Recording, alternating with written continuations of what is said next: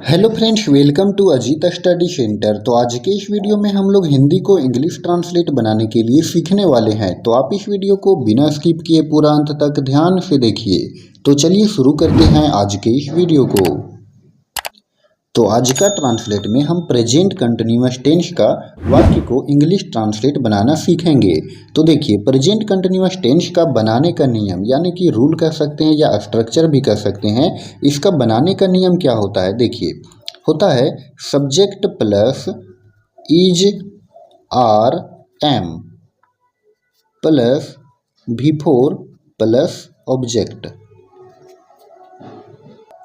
तो यहाँ पर आप समझिए कि subject plus is are am plus before plus object. तो यहाँ पर बिफोर है, तो बिफोर क्या होता है? तो कोई भी वर्ब में जब हम ING लगा देते हैं तो वो बिफोर बन जाता है। तो चलिए हम लोग समझते हैं एग्जाम्पल के द्वारा। देखिए, पहला में है राम खेल रहा है। राम खेल रहा है, तो राम सब्जेक्ट में है तो राम हो गया, राम हो गया। अब देखिए, राम एक नाम है तो इसके साथ किसका प्रयोग होगा? इज हेल्पिंग वर्ब का प्रयोग होगा। और उसके बाद देखिए, वर्ब है खेलना, तो खेलना का इंग्लिश होता है प्ले, PLAY। लेकिन ये प्ले तो V1 हो गया, इसको बिफोर बनाना है तो बिफोर बनाने के लिए इसमें हम ING लगाएंगे। तो इस तरह से राम खेल रहा है, राम इज प्लेइंग।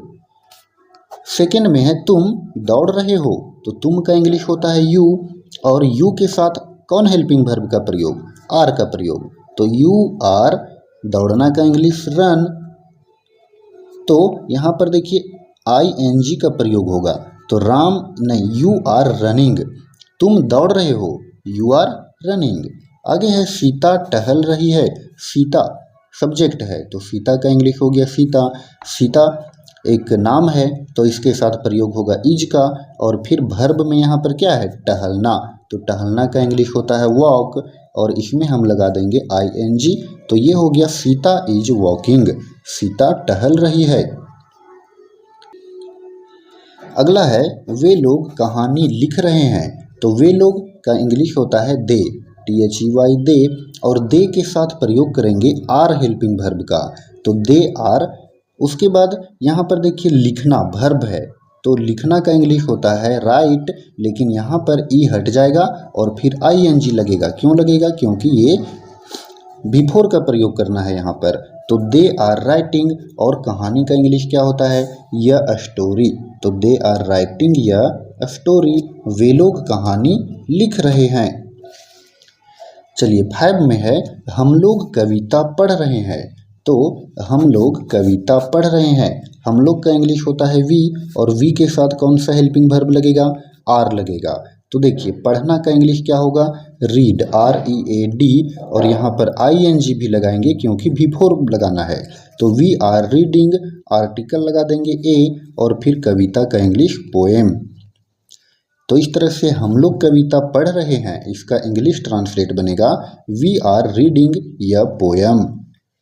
आगे है राम और श्याम बाजार जा रहे हैं, यानी कि राम और श्याम, तो इसका होगा राम एंड श्याम। देखिए, राम और श्याम यहाँ पर दो व्यक्ति हैं, तो दोनों मिलकर के एक से ज़्यादा हो गए तो यहाँ पर प्लूरल हो गया, तो राम एंड श्याम आर का प्रयोग करेंगे। अब देखिए, जाना यहाँ पर क्या है? वर्ब है, तो गो हो गया, तो यहाँ पर बिफोर लगेगा तो इसमें ING का प्रयोग करेंगे। तो Ram and Shyam are going to, बाजार का इंग्लिश मार्केट। तो इस तरह से Ram and Shyam are going to market, Ram और श्याम बाजार जा रहे हैं। आगे है वह खाना पका रही है, वह खाना पका रही है, तो पका रही है तो एक लड़की है, तो वह का इंग्लिश हो जाएगा सी, और सी के साथ इज का प्रयोग, तो सी इज। पकाना का होता है कुक, COOK, तो ये हो गया V1, इसको बिफोर बनाने के लिए ING लगा दीजिए, तो सी इज कुकिंग, और खाना का इंग्लिश फूड, यानी कि खाना का भोजन, तो फूड मतलब भोजन और खाना दोनों होता है, तो सी इज कुकिंग फूड, वह खाना पका रही है। अगला है मैं अंग्रेजी सीख रहा हूँ, तो मैं का इंग्लिश हो गया आई, और आई के साथ एम का प्रयोग, तो एम का प्रयोग कर दिए। तो सीखना का इंग्लिश होता है लर्न, LEARN, इसमें हम लगा देंगे ING, तब ये बन गया बिफोर, और फिर इंग्लिश। तो इस तरह से I am लर्निंग इंग्लिश, मैं अंग्रेजी सीख रहा हूँ। आगे है तुम रो रहे हो, तुम का इंग्लिश होता है यू, और फिर यू के साथ आर हेल्पिंग वर्ब का प्रयोग, तो यू आर, उसके बाद रोना का वीप, तो WEEP वीप। तो ये हो गया V1, लेकिन हमको बिफोर लगाना है, तो इसमें क्या करेंगे ING लगा देंगे। तो इस तरह से ट्रांसलेट बन गया यू आर वीपिंग। अगला है हम लोग ट्रांसलेट सीख रहे हैं, तो हम लोग ट्रांसलेट सीख रहे हैं, इसका इंग्लिश ट्रांसलेशन क्या बनेगा, इसका जवाब आपको कमेंट में देना है।